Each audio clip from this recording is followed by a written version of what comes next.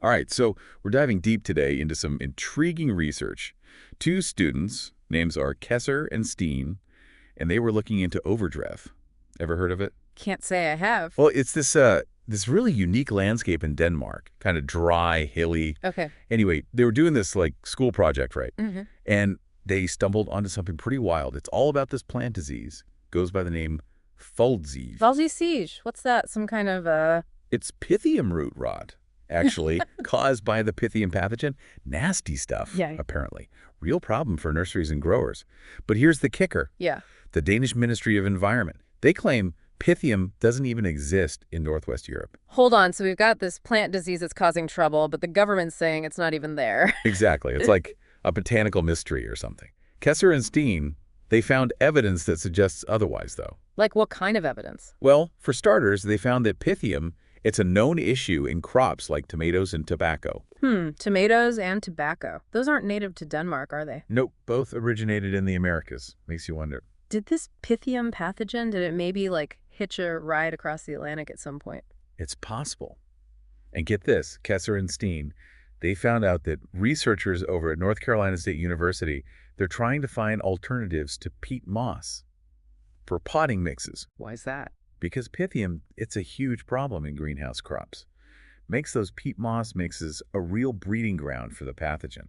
So Pythium's definitely a recognized issue in other parts of the world, makes the Danish government's denial even weirder. Totally. And it's not just a few plants either.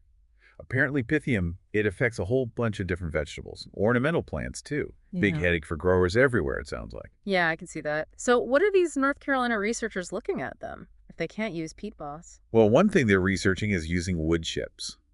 More sustainable, you know. Yeah. But there's a catch. Always a catch, isn't there? These wood chips, they got to be tested for soil-borne diseases. Including Pythium. Bingo. It's like the Danish ministry saying it doesn't exist, but researchers are over here trying to prevent it from spreading. Two completely different realities. And hold on, it gets even crazier. Kesser and Steen, they were doing more digging, right? Ended up at INRA, this French Agricultural Research Institute. Yeah. They found this presentation, in Danish no less, promoting a chemical pesticide, Yeah. specifically for Pythium. Wait, so they're selling a chemical to fight a disease that the government claims isn't even a problem? Yep. What's going on here? Smells fishy, that's for sure. Makes you wonder about, transparency, maybe some conflicts of interest going on. Definitely raises some red flags. I thought, Guess what? The product info, it even mentions the risk of Pythium developing resistance to the pesticide. oh, great. So not only are we potentially using harmful chemicals to fight a maybe imaginary disease, but we could also end up with a super resistant Pythium on our hands. Exactly. And to make matters worse, the product info didn't say anything about, the impact on the environment, like vulnerable natural areas and all that. So no transparency there either. Nope. Kesser and Steen, they hit a wall, basically.